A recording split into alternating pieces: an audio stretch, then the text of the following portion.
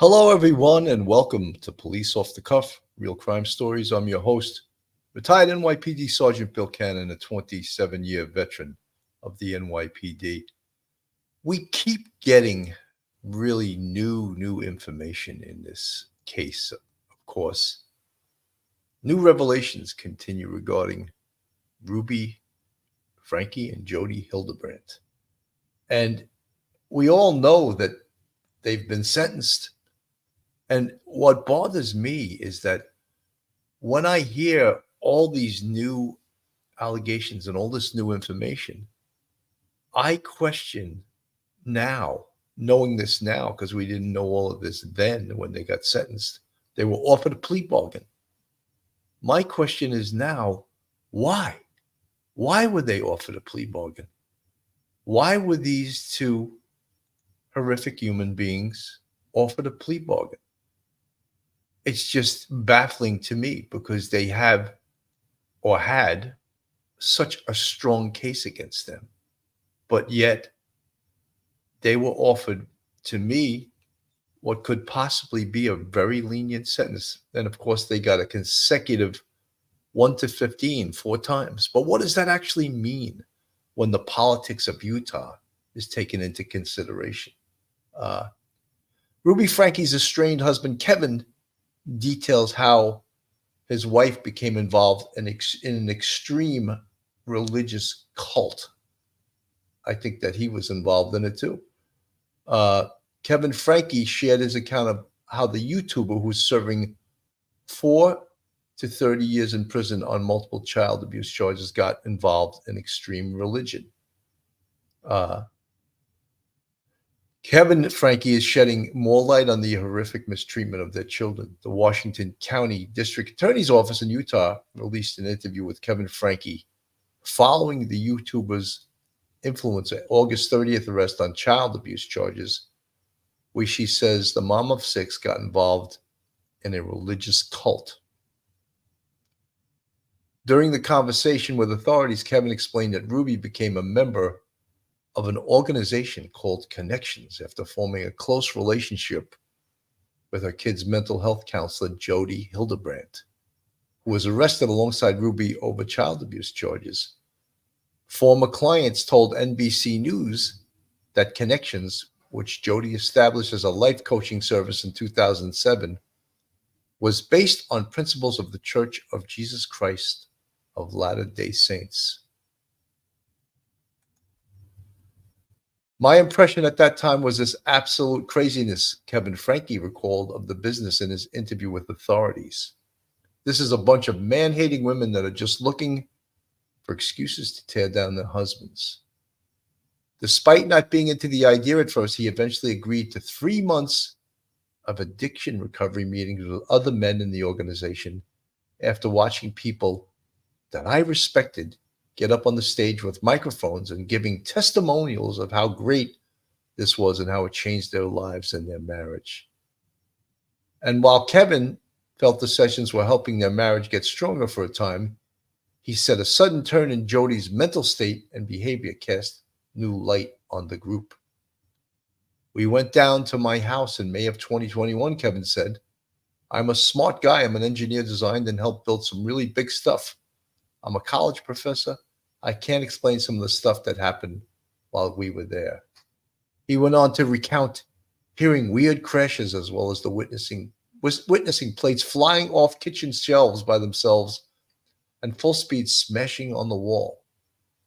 To help Jodi through her dark period, Kevin said he and Ruby called in a bishop who went over to the counselor's house every night for hours at a time to fight evil spirits and cast the demons out. However, feeling like he wasn't getting anywhere, Jodi came to live with the couple instead. This is all really disturbing stuff that, we're just hearing now. Why are we just hearing this now? Shouldn't we have heard this before this plea bargain? I mean, it just is absolutely horrific. So, folks, hang on to your seats, hang on to your hats. You're about to enter true crime from a police perspective. You're about to enter the off-the-cuff zone, the police off-the-cuff zone.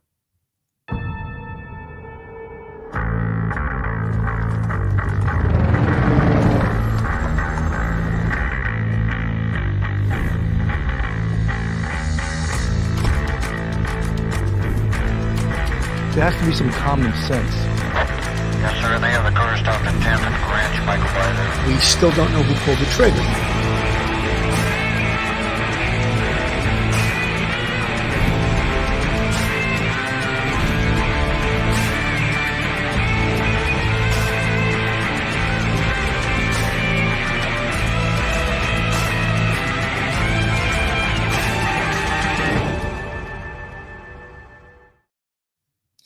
You know, some of the things that were also being revealed now is some of the obvious abuse was being chronicled by Ruby Franke in a journal entries. That's, it's almost equivalent to, in the Madeline Soto case, Stefan Stearns documenting his horrific SA in his cell phone.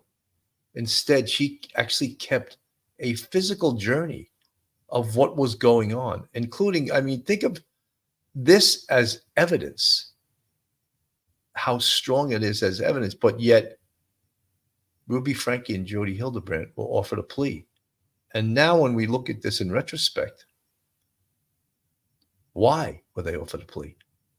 I would, if I was a prosecutor, would have wanted a shot at putting them both away for the rest of their lives in prison. She described holding their heads underwater and then locking them outside in the blazing summer heat and repeatedly claiming that the devil had possessed them. Officials have put black marks all over these documents. They've redacted the kids' names, identifying Franke's daughter as E and then her son as R. And let me just tell you a couple things here. On June 30th of last year, that's 2 months before those kids were rescued, by the way, R, that's the son, apparently refused to do the wall sits that she had as punishment. And then the next day, he faced an even harsher treatment. This is what Franke writes. R is to stay outside, sleep outside, only allowed to come inside to use the bathroom and shower.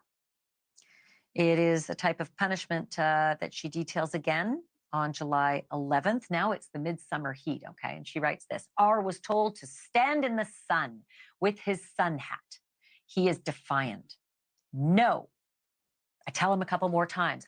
R, or should I say his demon, stays in the shade. I push R into the sun. R comes back. I come back with a cactus poker.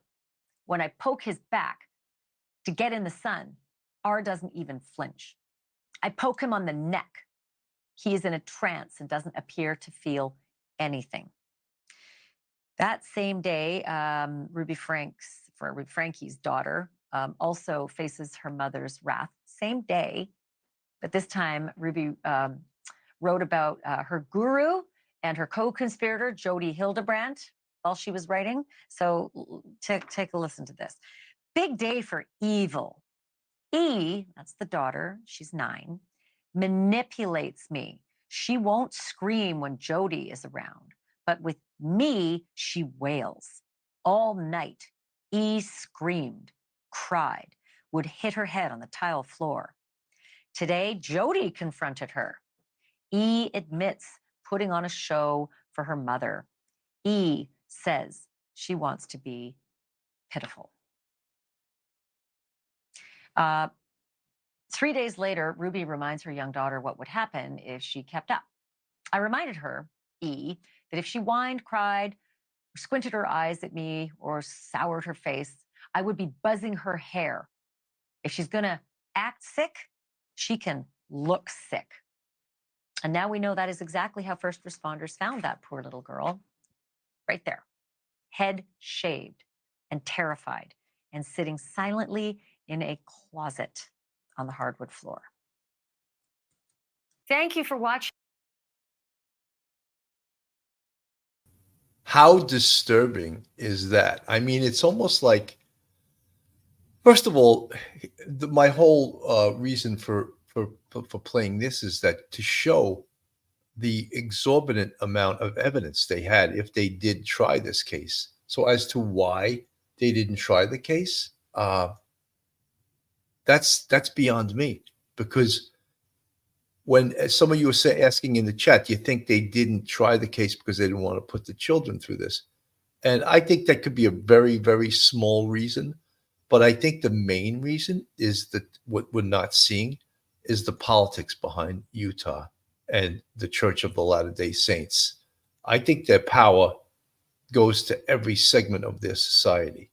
And I think somehow they didn't want this case to go to trial, because the longer it was in the public eye, the longer it cast a really dark and bad shadow on the church, as well, of course, as Jodi Hildebrandt, as the person who the Church of Latter-day Saints was referring clients to, patients to.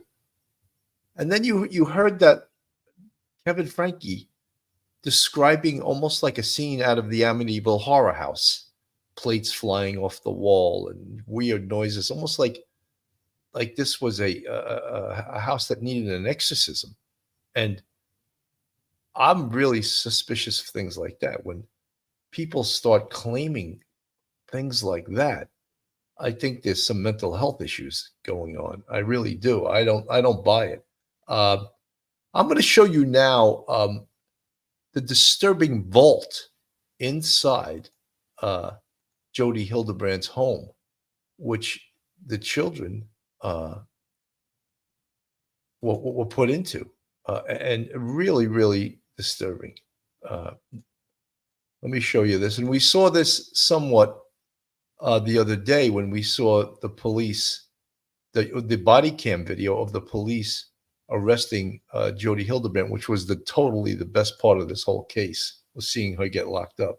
Not let someone go out. And so to me, this is almost like a penalty box. We're taking you inside the vault in Jodi Hildebrandt's basement, raided the same day that Ruby Franke's emaciated children were rescued from months of torture and abuse. And then medical got there. They started cutting the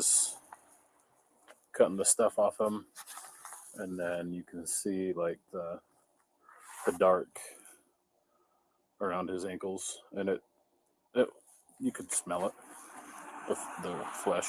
We're hearing from a former FBI agent who says it's likely the children were held in that vault. This had full support of life in it, basically, for however long was intended. You know, like I said, running water, bathroom facilities, a bed, a refrigerator. That is for someone who's planning to live there over a prolonged period of time, and that is highly unusual. Long before investigators found this vault in Jodi Hildebrandt's basement, she was known as the founder of Connections, a program that she marketed as life coaching to build stronger relationships. In several Connections videos alongside Jodi was Ruby Franke, who rose to fame as the matriarch of the 8 Passengers YouTube channel. Ruby posted videos of her life with husband Kevin and their 6 children to the channel that at one point had more than 2 million followers. All that came crashing down on August 30th of last year when both women were arrested and later charged with aggravated child abuse. Whoa! We're just gonna see. It was Ruby's then 12-year-old. That was my favorite part of this whole thing, is to watch her. You go, whoa, to watch her get arrested. Both women were I arrested. want to watch it and again. I later just love it. charged with aggravated child abuse. Whoa! We're just gonna see. It was Ruby's then 12-year-old son who sounded the alarm, breaking free from duct tape shackles in Jodi's home and running to a neighbor for help. I just had a 12-year-old boy show up here at my front door asking for help. And he's said he just came from a neighbor's house, and we know there's been problems at this neighbor's house. He's emaciated. He's got tape around his legs. He's hungry and he's thirsty. He says he just left through the porch at the neighbor's house. Her name is Jodi Hildebrandt, and she lives 2 doors up the street. Yeah, out here in Cayenne, the houses are far apart, so he walked just under a block to get to our house. He rang my doorbell and asked me to call the police. The boy's rescue was caught on Ring camera video by neighbors who made the Mickey Mantle, thank you so much for the 20-pound super sticker. Happy Easter, police off the cuff. I hope those poor kids are enjoying their first real Easter without punishment and fear. Mickey Mantle, I feel the same way. Thank God that the son was able to take off and all of this was uncovered because he had the bravery to flee that horrific situation. The now famous 911 call. But he has duct tape around his ankle. Injuries, there's swords around them. Yeah, there's sores around him. I think there's a good chance he's been. He also has. Oh, and he has around around his wrist ankle. as well. I mean, his wrist as well. Okay, this boy. Double up this so they don't tighten up on you on the way out there. This is another one of my favorite parts of Ruby Franke getting arrested. Just she seems so arrogant and so, just like she can't believe this is happening to her. How could this possibly happen to her?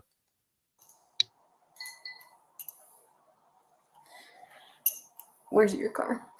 It's out there. Yeah. About by the command. So it's up to you if you want to talk to us about what's going on.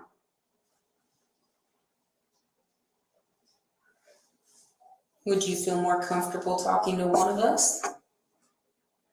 Maybe you want me to, I can step out if you want. She almost seems in this interview like a terrorist that's gotten caught and that she's just going to be defiant.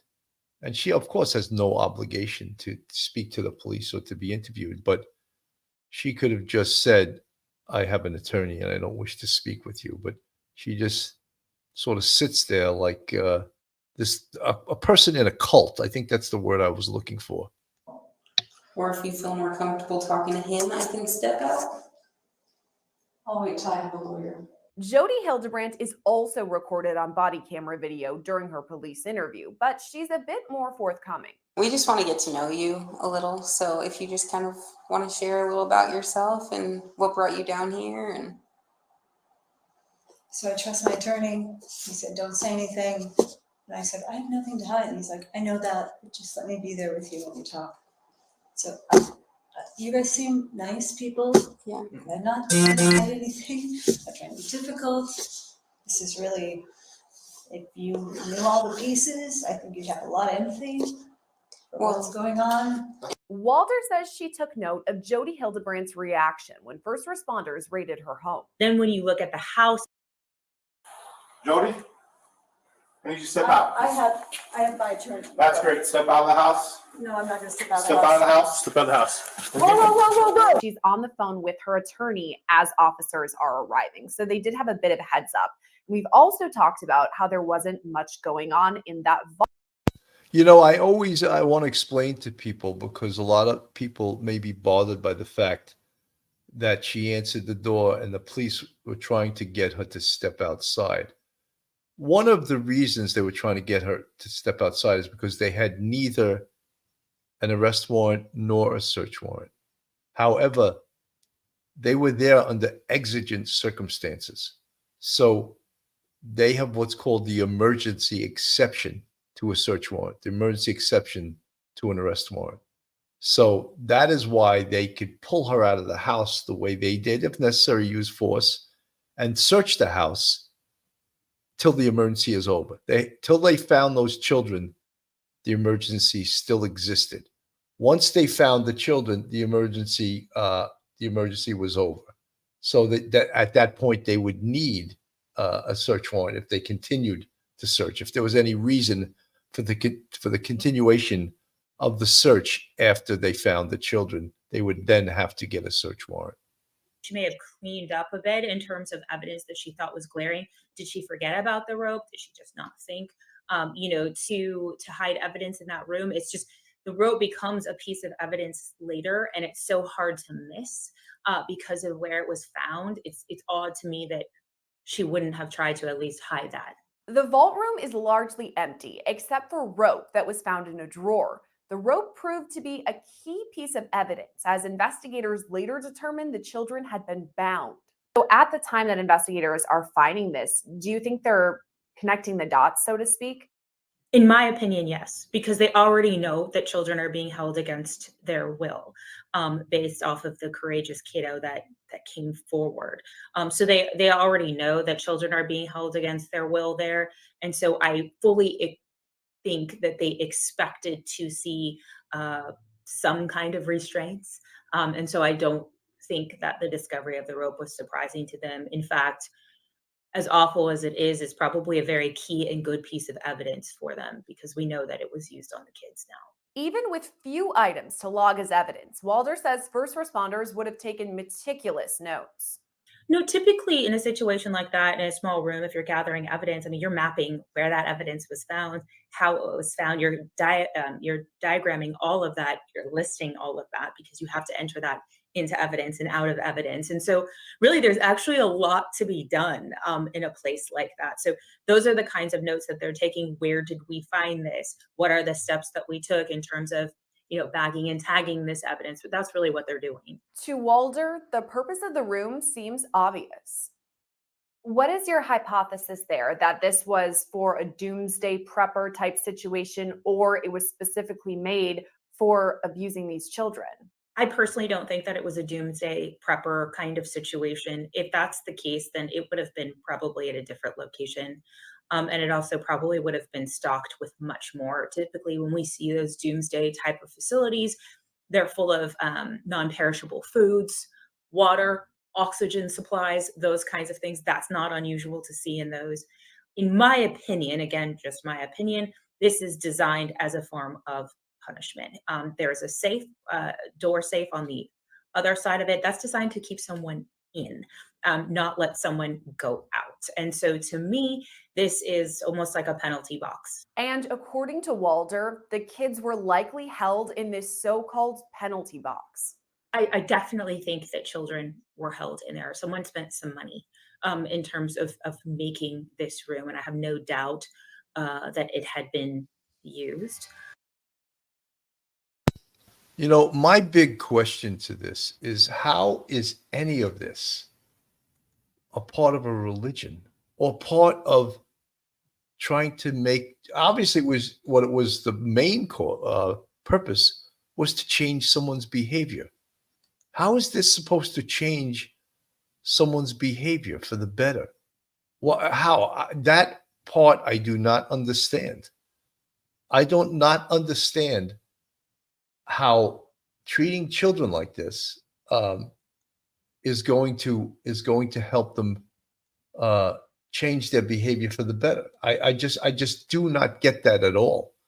The prosecutor on this case now, of course, is free to come forward. But as my whole dissertation on this show today was, why were these two, with all the evidence we're seeing now, why were they offered a plea deal whatsoever? I think they should have gotten life in prison without parole.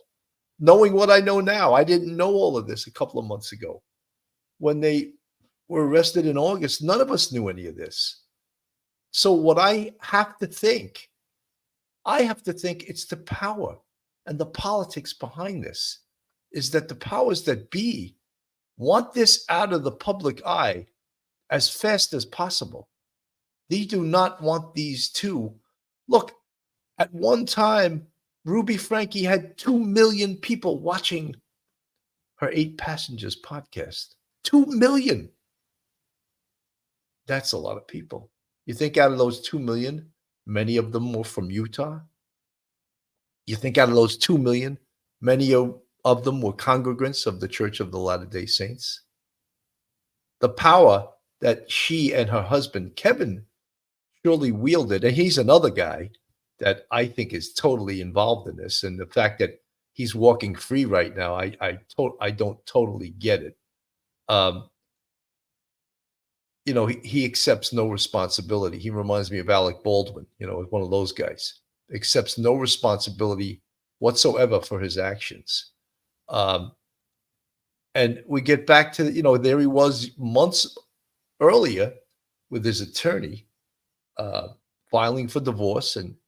And a lot of this also, another elephant in the room has got to be money. I would imagine that Ruby Franke and Kevin Franke have lots of money somewhere, because that podcast ran for, 6, 7 years, maybe it was even 8 years, and they must have been making millions of dollars. So, in fact, during this, Ruby Franke was being coached by this Beelzebub to the right, Jodi Hildebrandt, and she was trying to get her husband to sign over the home and the assets to her. And Kevin Franke was so, I think, weak and so brainwashed that he was just about to do it. Perhaps he may have come to his senses once he got an attorney.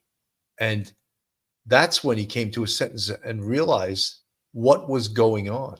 That no, I can't sign over all of the assets. She's obviously being coached. This is some of the new information that the district attorney put forward. This is unlike anything he's ever seen before. Child abuse to this degree is something that is super abnormal. Clark first heard the name Ruby Franke in summer 2023 after she and Jodi Hildebrandt were arrested. But Clark quickly became familiar with both women and the gruesome ways they abused Franke's 2 youngest children. I don't know that any of us have ever had a case where you have someone who, in that level of detail, is cataloging their criminal acts. Before we saw either of these mugshots, we saw Ruby Franke on her YouTube channel, 8 Passengers. At one point, more than 2 million subscribers followed along with her vlog-style videos, recounting her life with husband Kevin and their 6 kids. Even then, Ruby faced some backlash for her unconventional parenting tactics. I know that her teacher is uncomfortable with her being hungry and not having a lunch, and it would ease her discomfort if I came to the school with a lunch. But I responded and just said, Eve is responsible for making her lunch. It's so easy to be disarmed by Ruby Franke. And one of the reasons is we're all guilty of it too. When someone's attractive and she's a pretty lady, you sort of think, oh, she must be really nice. But then as we start listening to the things she's saying and the fact that the abuse was taking place live on a YouTube video, it'd be very difficult to say, oh, this woman's innocent. And don't let looks deceive. She told me she did pack a lunch. So the natural outcome is she's just going to need to be hungry. And hopefully nobody gives her food and nobody steps in and gives her a lunch. But the real backlash and criminal charges came in 2023 after Ruby's youngest son reached out to a neighbor for help. Hi, I was just wondering if you could do 2 favors. Well, what are they? Taking me to the nearest police station.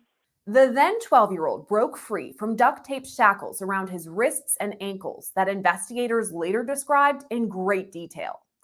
And then medical got there. They started cutting the stuff off him. And then you can see like the dark around his ankles, and it you could smell it, the flesh. It's underneath the tape. As soon as they took it off, you can, even outside, you could smell the flesh. At the time, the boy and his younger sister were being held in Jodi's Ivins, Utah home. The emotional moments he asked for help are caught on Ring camera video, as are the moments he and his sister are finally seen by first responders. 222-1512.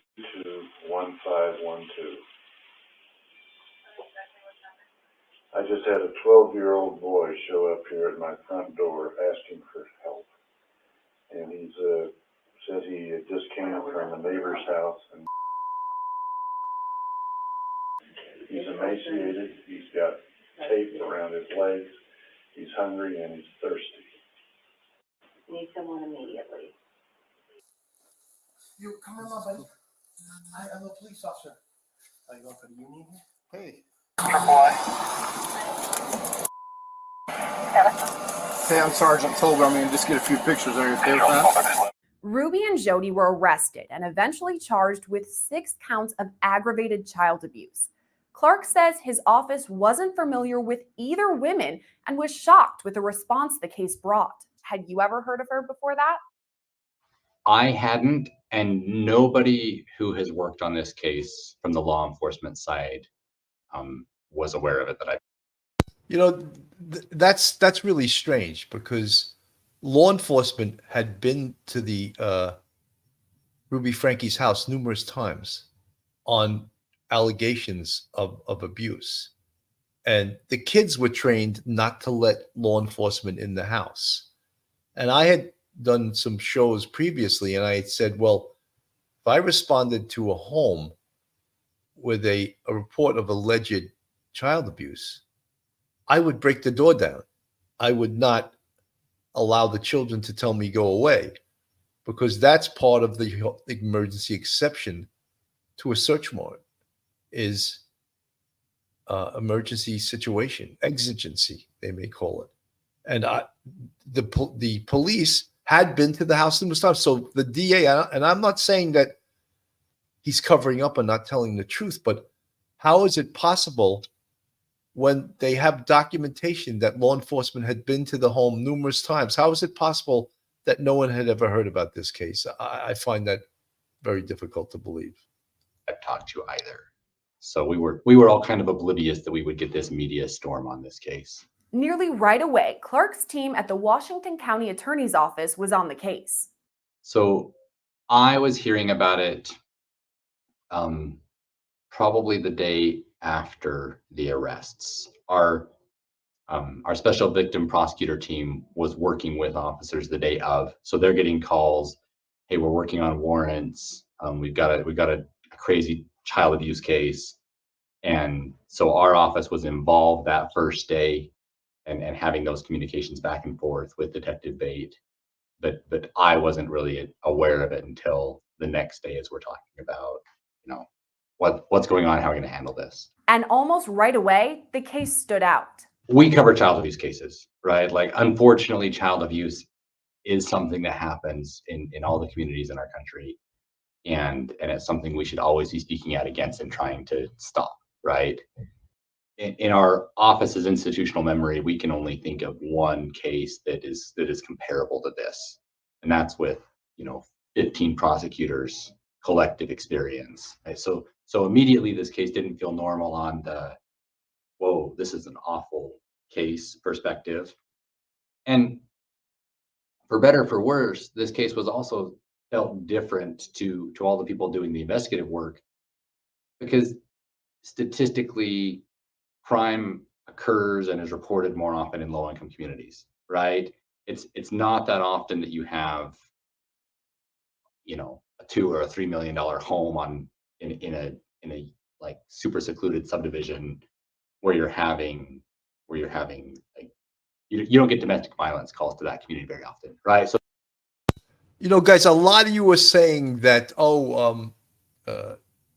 Ruby Franke lived in a different part of Utah than Jodi Hildebrandt. But, police, they just reach out to that police agency and say, I want you to run a complaint history on this family. It's that easy. I mean, the police have records, right? So how do you think police are able to get national criminal history records? Or, there's complaint reports tell a lot about cases. So there were records in Ruby Franke's police jurisdiction of the police responding. So that would be part of this investigation. So that's why I question that the district attorney and the Ivins police never heard anything about this, because part of the investigation would be to pull up those reports that occurred in another jurisdiction. It's still in the same state, but in another town. Not difficult to do, and obviously not rocket science. So that felt different. The severity felt different. And obviously, the media coverage felt different. Clark says the first indication that the case would take the world by storm was Ruby and Jodi's first appearance. It was supposed to be held virtually, but too many viewers from across the globe trying to watch caused the link to crash for everyone tuning in. So we were getting ready to do the arraignments on these cases, and I got a call from the jail, who we work with a lot, right? So I get a call from the jail, and they say, "Hey, we can't log on to the system." And so we called the court, and the court said, "Yeah, it's full. Like, there's no there. It has like, I don't know, 1,000, 1,500 people can be logged in to watch what the court streams, and our courthouse had never had it be full before." And that was when we kind of had an indication, oh, there's a lot more interest in this than we'd ever anticipated there would be. It wasn't until at least a month after their arrests that Clark realized what he was working with. So those things all rolled in, most of it within the first month. The jailhouse calls obviously continued. Like, You know, I think this case right away became a national story and then probably an international story. And of course, the reasons for it are glaring. These are affluent people, and then throw in the religious angle, throw in the cult angle, right? Throw in the possibility that there's a relationship between Ruby Franke and Jodi Hildebrandt, that Ruby potentially left her husband for this woman. All of those things make this case, and then of course the child abuse part of it, just absolutely horrific. So I don't know why, and I'm not questioning the competency or anything about this district attorney, but there seems like a lot of hidden politics in this case, because you would think that a case like this, with all the evidence they have, that they would want to take these two to trial and just eviscerate them with the evidence. But instead, they're offered this plea deal, which for many of us, based on seeing what actually happened now, seems like a little slap on the wrist, you know? And that remains to be seen, because they could do 60 years, and technically, 60 years could be a life sentence, but I don't see it with the politics behind the scenes, with all the things going on. They could be out in 5 years. They could be out in 4 years. They could be out in 10 years. Is that a significant enough penalty for these two? My opinion, no, it absolutely is not. They need to be in prison. Continued through sentencing. And then there was additional evidence that was gathered through interviews. And as we're trying to wrap our head around, like, I mean, I don't know if you, like, one of the things that we released are the Kevin Franke interviews, right? Like, as time went on and people kind of wrapped their heads around what was going on, we were able to get better information from interviews, from people as to what had happened, who had been where, kind of a thing. So it really was about 2 months before we really felt like we wrapped our head around what was the relationship between Ruby and Jodi, what was the motive behind all of this abuse. Let's talk about that, the relationship between Ruby Franke.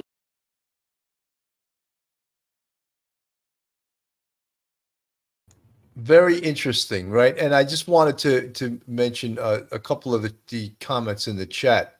Lou Lemaraco, I'm trying to find. Okay, I get the message. Scrap the whole state and system and start over for real. No, I'm not saying that. What I'm saying is, I'm seeing some politics behind the scenes as for the reason that they were offered this plea, because we're all finding out now how much evidence they have, the strength of the evidence that they have, how egregious what they did to these children was, and how yes, C-U-L-T like this whole situation was. And to me, that is absolutely scary in this case. And Jennifer Slaughter, the LDS Church wants to get past this as quickly as possible. Jennifer, you're part of my choir that I'm preaching to. Absolutely. And I think that that's the elephant in the room. That is the elephant in the room. Carnivore Explosion, I agree. They need to spend the full 30 years for this. It's scary because we're learning now. Christina, 1973, so grateful the police released the footage. Will that help keep them in prison? You know something? There's a whole other authority that decides. It's almost like a parole office that you would have in New York that decides when they can come up and request to be released. And they decide that. The Bureau of Prisons or something, I think that's what it is in Utah. And they decide how long of that. Look, we remember what the sentences were. 4 consecutive 1 to 15.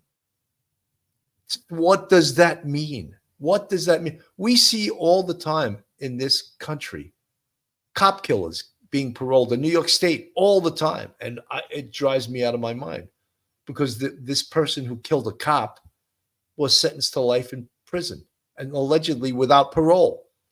A number of years go by, 30 years, 35 years, all of a sudden people start feeling sorry for the killer, for the convicted murderer. And they're like, oh, he's paid his dues to society. You know, could that happen with the political power and the money behind Ruby Franke and Jodi Hildebrandt? You bet it could. And that's disturbing to me. And as we learn about all of this evidence that is just coming out because they're releasing it now, look, once you give someone a sentence like this, you can't pull it back. It's done. They were offered it. They allocated to it. They pled guilty, but they clearly, if you hear their phone conversations, they truly feel that they were wronged by the system. You know, they were the ones wronged. Unbelievable. Folks, this is Police Off the Cuff, real crime stories. If you like real crime, true crime from a police perspective, you're in the right place. And if you're not subscribed to us, go on our YouTube, hit that subscribe button, give us a thumbs up, hit the like button, share us with your friends and your family, and make comments. We love to read your comments. I like to answer some of them that as much as I can. There's so many of them. I can't answer all of them, but I do like to read them. If you want to contribute to us financially, we have a Patreon with 3 different levels, and we also have a YouTube channel membership, which, by the way, is finally growing. It was going this way for a while. It's growing, and I'm thrilled with it. And I thank all of our subscribers, our friends, our fans that help support this show. It's really a great thing. So yes, this case, Lori Gagnon, not enough time at all. Well, Lori, it's not if they get offered a plea on top of the plea, meaning out of the 1 to 15 consecutive, if each one of those they serve 1, that's 4 years, right? So I'm suspicious that could happen. Heather, whatever, who cares motive? Whoa, why does a tiger bite? Shelly, Rock Girl Media. Jennifer, I'm part of that church. Please don't assume. Jennifer Slaughter, yes, the politics behind the scenes is the LDS church. Well, I've been told that by people in the chat and privately in emails that that's the whole catalyst behind this. That's the power behind this.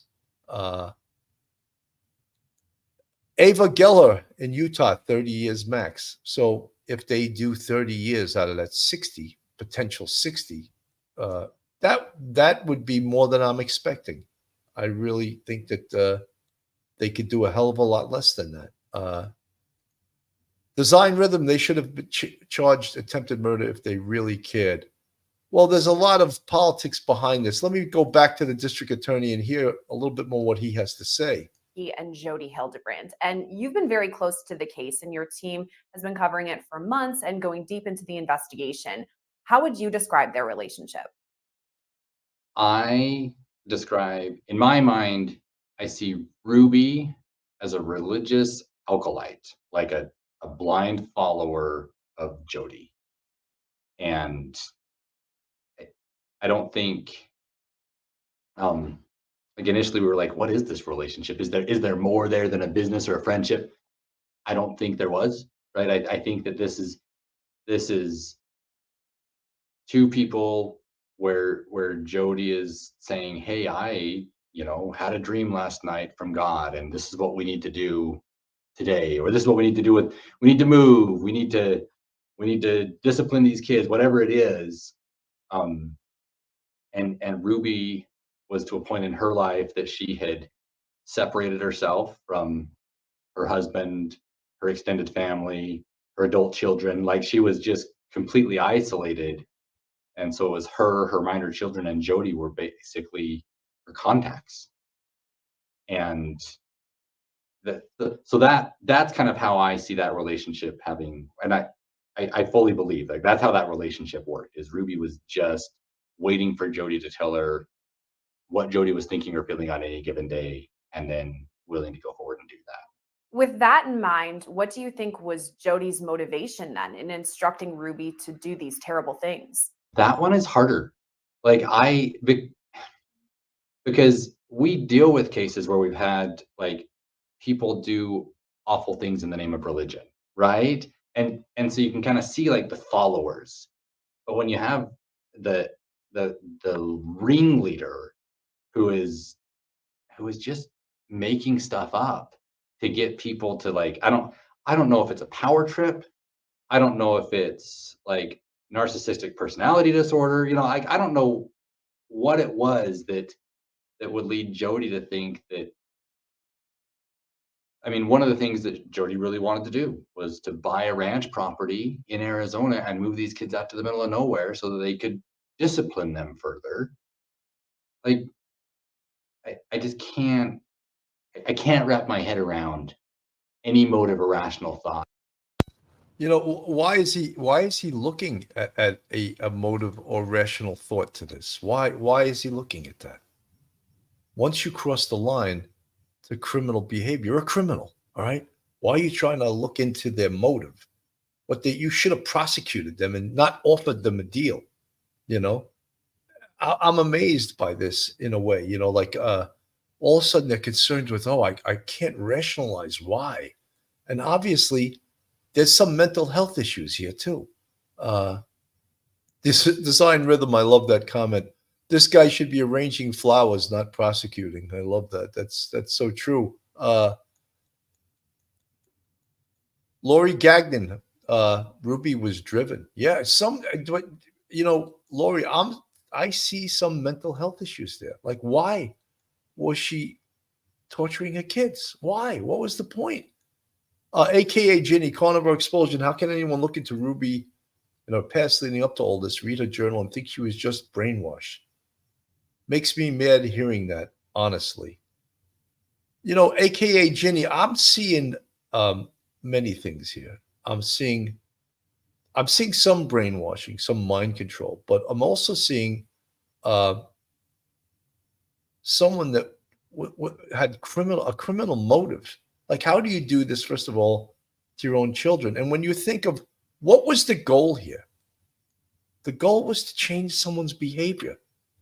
So you do that by withholding food. You do that by duct taping their feet. You do that by having them stand out in the sun. You do that by having them do manual labor. Is that how you were going to change? And what was so bad about their behavior that you had to use these extreme means to change their behavior? Pauline Buckles, right, Bill? You said that well. Thank you very much, Pauline. Mel Stiller, Melissa, Sergeant Bill, a trial might have involved the two younger children. Melissa, I think that's always like, in cases like these, that's always the prosecutor's excuse as to why they offered a plea. And on its face, that plea, it could be a really harsh sentence if they do the maximum. If they do the 4 consecutive 15 years, then it's 60 years and basically it's a life sentence. I just do not see that happening. I see them petitioning the court after a couple of years. Kevin Callahan, Bill, who's worse do you think? Both of them. I gotta say, I think that Jodi Hildebrandt is just horrific. She's like a Nazi, and using mind control, because not only did she partake in this horrific abuse, but she's destroyed families. She's a therapist. What therapist uses the techniques that she uses. Just absolutely crazy. Miss Holmes, good day to you, Sergeant Cannon, to all the new the law nerds here today. Well, that's good. Thank God we have law nerds, that you guys are following me and listening to what we have to say. So, yeah, I mean, could this be carnivore explosion? This is the reason I'm raising my grandkids. There are some people that just shouldn't be parents. Carnivore explosion, I agree with you, but this case, it is troublesome. And I mean, has everything been said that can possibly be said on this case? No, not really, because we're finding out things right now that we didn't know a couple of months ago. That would lead people to, like, and from Jodi's jailhouse calls, like, I really believe that she doesn't think she's done anything wrong. She was just trying to help the children, and for reasons that she doesn't understand, God is sending her to be a preacher in prison. So I think that's what's motivating her. Do I think that there's any basis in reality to any of that? Obviously not. Clark and his team reached a plea deal with both Ruby and Jodi, in which they pleaded guilty to 4 counts of aggravated child abuse each. Let's talk about the plea deal. How did all of that happen? Were you prepared to go to trial? Did you decide a plea was better? How did all that work? The advantages of plea deals is that you don't have to put victims through the drawn outness of a long case and the difficulty of a trial,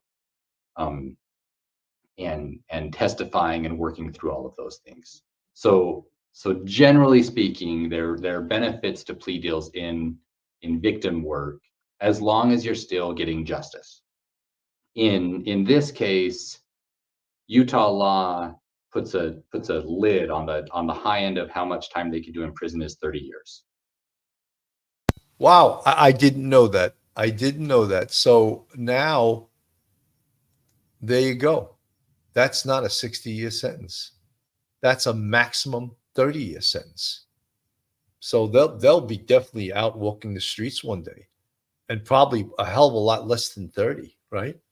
So they can't do 60. So Utah law puts a limit on how much time they do, 30 years. So now I'm even more suspect than I was before. So there's no way on earth you're going to do 30 years either. Right away, it's cut in half. So 30 years? Nah, maybe. I don't even think that. I'm really feeling they're going to do in the area of 5 to 6 years. That's my opinion. And I know sometimes we have people in the chat from Utah, and I'd love to have you weigh in on this. What is it? Missy Zarevna, motherhood is considered a sacred calling within the LDS church. Missy, but one of the things that I question, of course, in this case is that what was the motive to change the children's behavior? How bad was their behavior? And what were you trying to accomplish in changing their behavior in the means that you did? What was so horrific about their behavior that they needed to be have food withheld from them, sleep deprivation, manual labor, duct tape? What was so bad about their behavior that abuse took place? And how do you throw the religion part into it? Vivian Hall, I think that Ruby is a sadist. There were signs of this on her YouTube channel, where she seemed almost giddy about punishing her kids in disproportionately cruel ways. Wow, Vivian, that's incredible, incredible. Older, wiser. I also think she got that house she lives in the same way she got Ruby to give Jodi her 8 Patches brand business. She blackmailed a bunch of people. We're going to learn a lot more about the inner workings, Design Rhythm from the chat. Usually when the prosecutor is mad, they add all kinds of additional charges. Carnivore explosion, police off the cuff from what KUTV2 News said this morning on the YouTube video. There is more coming. Well, you know how I also know Schmitty, cult-like horrible. Schmitty, good to see you. One of the things that bothers me tremendously about this case is how Kevin Franke seems to have skated out of any charges, because I think he is complicit. I think he should have been charged also. And I don't understand why he wasn't. But part B to this also, and it's coming, guaranteed it's coming. Can anyone guess? Any of my students guess? The civil case. Yes, civil. Both Ruby and Jodi are going to have the shit sued out of them by lots of people. And in the case of Ruby Franke, her children, her own children can sue her. Her husband, of course, could sue her. But in the case of Jodi Hildebrandt, she was a professional. That's malpractice what she was doing. She owns a $3 million, $5 million, I don't know what that house is worth. Someone else is going to own that house because she clearly committed criminal acts. And so the next thing to come, undoubtedly, is going to be the civil case. Justice for all. This case needs as much sunlight as possible. There will never be enough said until there is an understanding of why this happened, so it won't happen again. Justice for all, I 100% agree with you, but I don't trust the politics of this. I don't trust religion. I don't trust the complicity of religion in these things. We've seen that with not just the LDS Church, we've seen that with other churches throughout this country, with the child SA situations. And churches, just like any other people, they try to cover their ass and they cover things up and they don't cooperate. And when they're found guilty, they go bankrupt. They file for bankruptcy, say they don't have to pay the settlement. So it's really disgraceful. Patty Martin from the chat, Jodi convinced a woman that if their husbands wanted to have sex with them, they were addicted to porn. You know, Patty, I find that so horrific that this person who's unqualified to be a sex therapist is giving advice in that vein. That's way out of her lane. She has no business. Right there is malpractice. She has no business giving that type of advice and breaking up couples and claiming that men were addicted to porn. I mean, she should part with her house just for that. Ava Qualwadia, watching from Belgium. Ruby couldn't have done this without Jodi, and Jodi couldn't without Ruby. They enabled each other. Ava, I totally agree with you. You're absolutely right. Design rhythm, public shaming would have been the worst punishment. They cared about their image. Well, I think that there's way more to this than we're seeing. Lori Gagnon plus Jodi showed no more remorse and accountability after the plea. Let me go back to the district attorney for a bit and let's see what else he has to say. And so they could have pled to 100 counts of aggravated child abuse, and they still would have been a max of 30 years. So we needed to make sure that we had the ability to get to that threshold so that the parole board can hold these women for as long as they feel like is appropriate. So we got there, and the other part of the plea deal is, well, then there's the number of counts that you work on, but there's also what does the prison sentence look like? Under the Utah sentencing matrix, if you're a first-time offender of aggravated child abuse, there's a presumption that you're not doing jail or prison, that it's just a probation case, which is mind-blowing. I'm not defending that in any way, shape, or form, right? But that's where the matrix was at. Obviously, this is a horrific case, not a run-of-the-mill case. And so what we negotiated in the plea deal was they'd plead to 4 of the 6 counts, and they would agree to prison for each of those, and that the prison would run consecutive, so then we get to a 4-year minimum. In our mind, that was a justice was served. At sentencing, we heard from both defendants. Thank you to the Washington County Prosecutor's Office, Ryan Sham, the legal assistants and discovery clerks. Eric Clark, you exemplified to me how justice and mercy are meant to coexist. My charges are just. They offer safety to my family, accountability to the public, And they did show mercy to me, to my babies, my 6 little chicks. They were a part of me. Those crocodile tears are just too much to take. I can't even take listening to her. I was the mama duck who was consistently watering you to safety. I can see now, over the past 4 years, I was in a deep undercurrent that led us to danger. I remember launching into darkness knowingly. I was so disoriented that I believed dark was light and light was wrong. I would do anything in this world for you. My willingness to sacrifice all for you was masterfully manipulated into something very ugly. I took from you all that was soft and safe and good. I took from you your mother. How terrifying this must have been for you. I won't stop crying. We're hurting your tender souls. You are each so precious to me. I'm sorry. During the sentencing, obviously you're there in the courtroom, so you hear from both Jodi and Ruby. What do you make of their statements?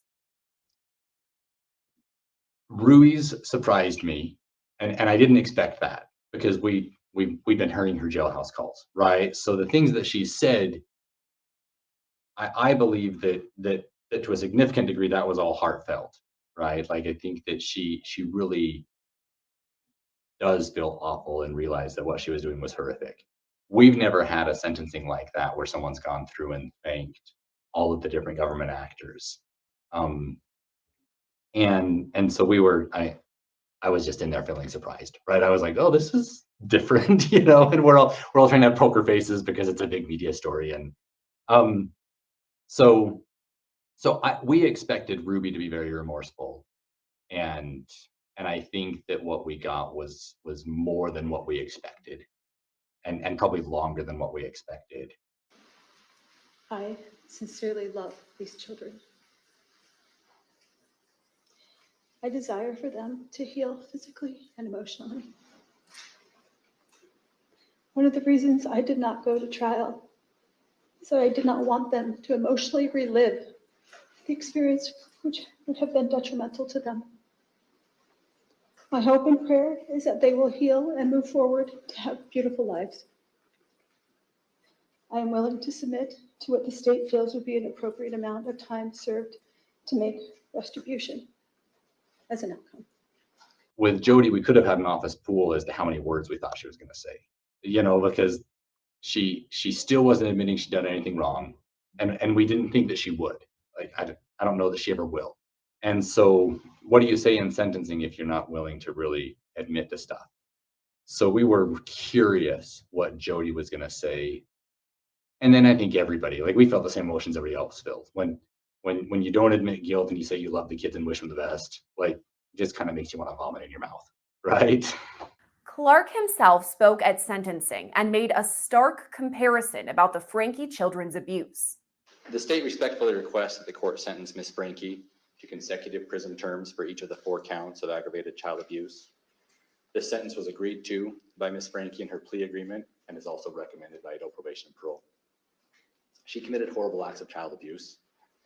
From May to August in 2023, Ms. Franke and her business partner held her 2 children, ages 9 and 11, turning 12, in a concentration camp-like setting.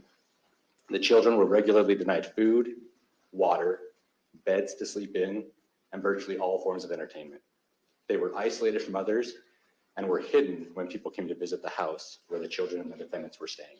Now we've seen the photos that were so chilling and harrowing even to look at. And we've seen the videos of the young kids so emaciated and having open wounds. You've compared it to a concentration camp. Do you stand by that? So I got a little bit of pushback from a super thoughtful person who reached out to us and said, hey, when you compare such concentration camps, you like weaken what happened in the Holocaust. And that's not my impression or intention in it at all, right? Like I was really struggling because we we couldn't release stuff to the public yet. And I was needing to describe what had happened in the courtroom setting. And I had no frame of reference for that, people look like kids looking that bad and being forced to do, because even while they were that emaciated and they were still being required to do physical tasks out in the sun for hours and hours and hours at a time. And the only frame of reference that I have in my mind is concentration camp stories from the Holocaust for that, right? So I don't, and it was religiously motivated, right? So I think that there are some parallels there. I don't want to be saying this was, the equivalent of that, because they're very different things. But it's hard to find a frame of reference for this, the starvation, the physical demands, the religious nature. It's hard to find a frame of reference because this is just so outside of bounds of what normal society would do. Both women were sentenced up to 30 years in prison, but it's still unclear exactly how long they'll serve for. I know it's up to the Utah Board of Parole and Probation to determine really how long Ruby and Jodi are going to spend behind bars. What do you expect as far as how long they really will be in prison? I don't really have a guess for that. I hope, and I've said this in other settings, right? But I hope that they stay in prison until the community is safe, they're no longer a threat, and the victims in this case are both adult and in an emotional place to where they can figure out how to deal with their mom. That really seems like a real political statement. I think that they hope they stay in prison for as long as the public is no longer in danger. I mean, come on. These two need to be punished. They need to be punished severely for their crimes. These were crimes, right? And you compared it to a concentration camp. So how could you make a statement like that? Just think that you got to make a statement that it was like a concentration type setting, then you should come up with a statement that equals that. Being out of prison. That's my hope. Whether that happens or not, I really wouldn't know where to guess. Anywhere between that 4 to 30. I don't know where the board's going to fall on this one. And I don't know how much of an impact, we'll try to have an impact on that on Jodi. Part of Ruby's plea deal is that we wouldn't try to have an impact on that. We wouldn't be submitting information or going up and arguing to the board.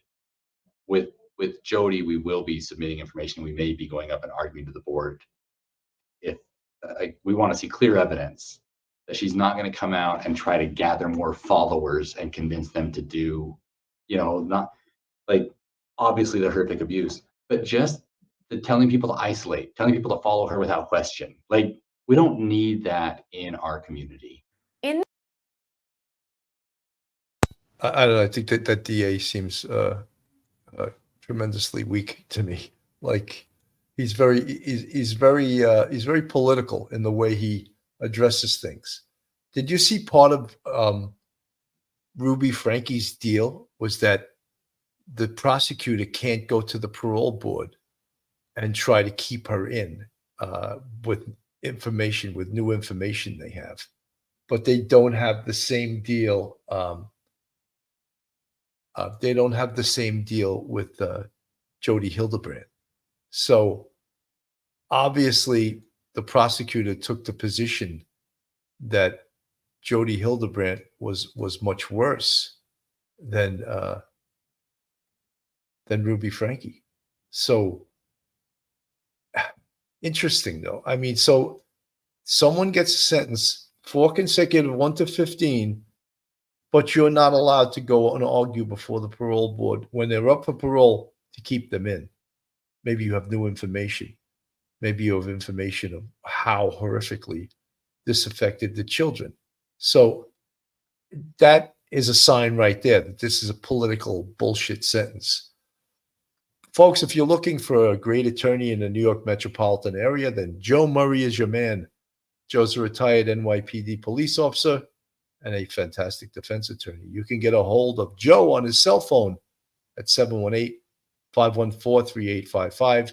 Email him at joe@jmurray-law.com or go on his website, jmurray-law.com. Not only is Joe a fantastic defense attorney, but also a huge supporter of the Police Off the Cuff podcast. And we appreciate Joe and everything he has done for us on this wonderful podcast that you're watching.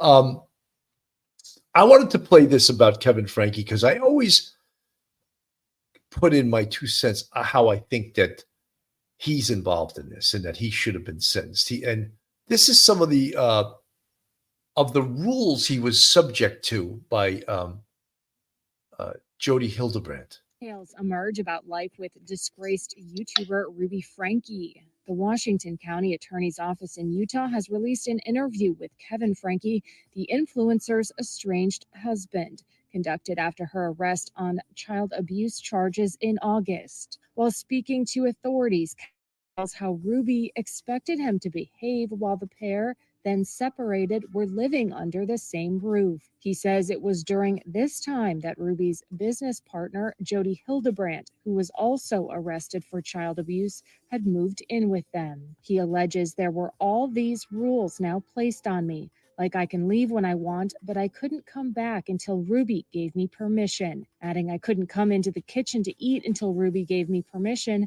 and the upstairs where Jodi was completely offline. I couldn't go upstairs anymore in my own house. What wimp of a man would agree to these rules in his own home? What wimp of a man? That's what I'm asking. This is pathetic. I mean, absolutely pathetic. He adds Ruby would dictate all of the terms of how our interactions would be, when we would talk, and that was hard.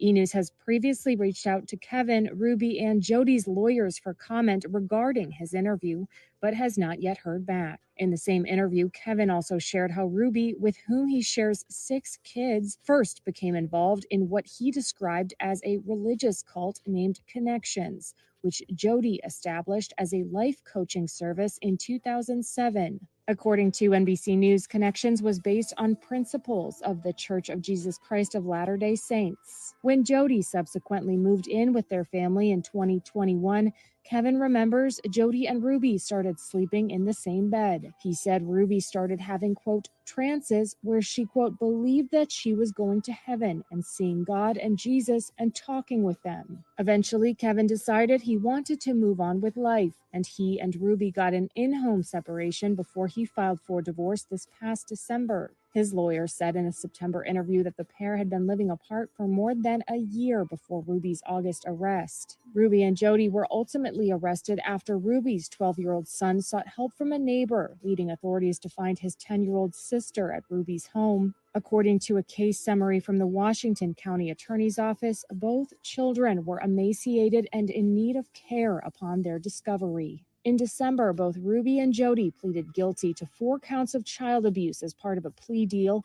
and in February, both were sentenced to 4 to 30 years in prison. During her sentencing hearing, which was streamed live, Ruby apologized to her husband and children, saying, quote, for the past 4 years, I've chosen to follow counsel and guidance that has led me into a dark delusion. My distorted version of reality went largely unchecked as I would isolate from anyone who challenged me.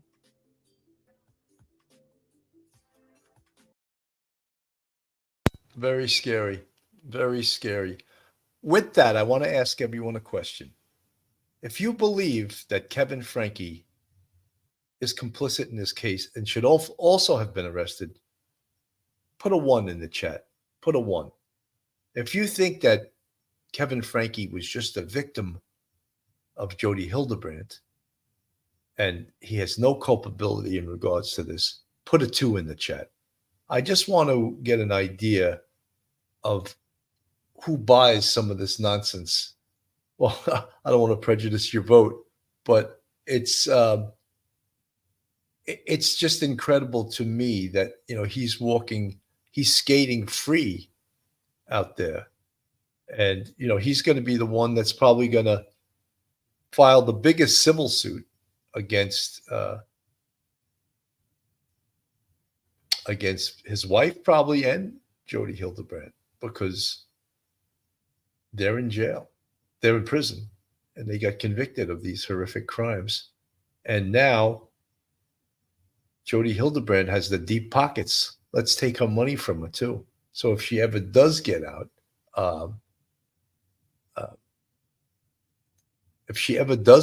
she'll never ever have money, or she won't have the money that she had. The ill-begotten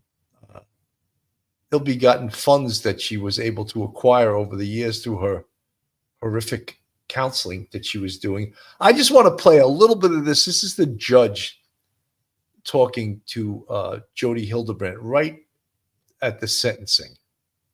That will be provided in full to the Board of Pardons and Parole, and which she knew to be recorded. She's repeatedly claimed that she is the victim and the children are the perpetrators. She's gone so far as to say that the things said in this proceeding and covered by the media today will be full of lies. The combination of three factors make Ms. Hildebrandt a significant threat to the community. First, the severity of the abuse she caused to be inflicted on young children. Second, her attitude that everything she did was justified and that she is being wrongfully imprisoned. And third, her training as a therapist and aptitude for using online resources to convince others to follow her guidance. Utah Code Section 76-3401 lays out three factors the court should consider in determining whether to impose concurrent or consecutive sentences. The first is the gravity and circumstances of the offense. The second is the number of victims. And the third is the history, character, and rehabilitative need of the defendant. As agreed to in the plea agreement and as recommended by adult probation and parole, consecutive sentences are appropriate here. This is due to the severity of the abuse to the two victims and the extreme need for Ms. Hildebrandt to be rehabilitated so that she no longer will present a risk to the community. The state respectfully requests that she be sentenced to 4 consecutive terms. Thank you, Mr. Clark. Mr. Terry. Thank you, Your Honor. So that was the prosecutor that we heard, but you could see that she had no remorse whatsoever. In fact, in her jailhouse phone calls, she was talking how, she was innocent and she was the one being abused or by the state. There's someone that clearly has no remorse for their actions, clearly feels that the state is going after her for no reason. The other thing is, I cannot understand for the life of me how people that are in jail awaiting trial know that their phone calls are taped, yet say things on the phone that incriminate them, say things that could get them a longer sentence. It's unbelievable to me. And these two said horrific things on the phone that are being used against them in court. Just amazing. Heather, I already told you all those babies were treated horribly before he left the house. As a college professor, there could be minors on campus. And Kevin was therefore a mandated reporter. No excuses. Victoria, secret. Christina was over a bag of money Ruby had at the house. When Ruby's oldest daughter heard that her mother was arrested, she said, "It's about time." That says a lot. Wow. Richella Pranzo, good to see you, Richella.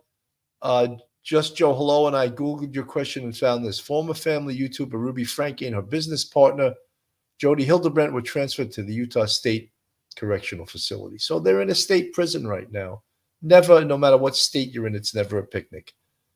Neither of these women are rehabable, Cindy Fenney. A lot of you guys feel pretty strongly about these two women, and I'm glad you do, because I do also. Miss Holmes 66 from the chat. There are many, many mandated reporters who are abusers in all kinds of ways. Woof. So, Richella Prange, oh my God, thank you for that. Wow. Elisa Krogan, yes, her oldest daughter reported and nothing was done. When we see these type of cases and when the people are caught and no one died, it seems like society and the criminal justice system almost like cuts them a break. I mean, I was just learned something I didn't know from the prosecutor, that he's not allowed to go to the parole board when Ruby Franke comes up for parole and protest against it and present new evidence against her. That was part of her plea. Why would you make that part of her plea? That's your fault. I would have never made that part of a plea. Are you worried? She's taking the damn plea. Trust me. And you made it even more lenient on her. And Jodi Hildebrandt did not get the same deal, did she? No, she did not. So I don't know why you gave it to one. You shouldn't have given it to either one of them. Mel Stiller, no one died. What kind of a sick excuse is that? You know something, Melissa? That's just the way sometimes the criminal justice system thinks. And you can have people that were horrifically tarnished or horrifically scarred for life, and it's not the same as someone losing their life. And that's just, as I said, that's just the way the criminal justice system thinks. And is it right? I'm not saying it's right. AKA Ginny, it sounds like the prosecutor would help Ruby in this case. Janelle Woodward, that was the agreement because she agreed to testify against Jodi. Yeah, but when there could have been an addendum in there that said if you don't have to testify, that part of the deal's off. You know, she had to testify. Look, her idea was to testify against Jodi Hildebrandt and put the whole case on her. I'm sure that's what she was doing. She wasn't doing it because out of the goodness of her heart. She was doing it to cut her own little ass a deal. Jacqueline that was the deal he cut for her to testify against Jodi. You guys are all coming at me right now. Then he shouldn't have cut that deal with her because she was going to testify no matter what. It's not like he had to drive a hard deal with her. She was going to testify to make a more lenient sentence on herself. NG, Jodi abused her role position as a trusted figure as a therapist. Why no charges related to her legal obligations as a practitioner? NG, you know how that's going to come? That's going to come by way of civil suits. She's going to get sued by everyone that feels they were done wrong by her. And she, in her practice, she did wrong by a lot of people. She destroyed marriages, destroyed families. So the only recourse they have is to sue her. She's got deep pockets. Take her money, take her house, take it all, you know. Kim Lawrence, I forgot about him being a mandated reporter unless there are no laws to report in Utah. You know, guys, there's so much here that not being in that neighborhood and being in that culture, that sort of religious culture that we may not know. And I've been told that people have sent me emails. You have to know this culture. You have to know what it's like in Utah. Everyone is touched by this church. Their power is unbelievable. Well, they say absolute power corrupts absolutely, right? And that's what a lot of people were saying about that church, that they have absolute power. And it's sort of disgraceful, you know. Ava Qualwadia, the state has a strong case against these women. No need for a deal. However, the kids would have had to live through the horrors for a long time. Well, that was the excuse that the prosecutor gave for not wanting to take it to trial. But sometimes Larry Jensen, she did not get jail time, but I got full custody. Janelle Woodward, Utah's free-range parenting laws and then California laws seems like they cancel each other out so they don't penalize too strongly. Absolutely.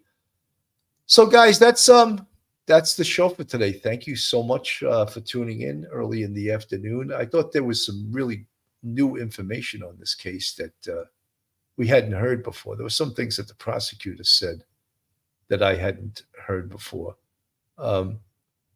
So in that way, it was interesting. We also learned that it seems that 30 years is the max. Neither one of them are going to do 30 years. So they'll both be walking on the face of the earth at some time free. So we learned some things today.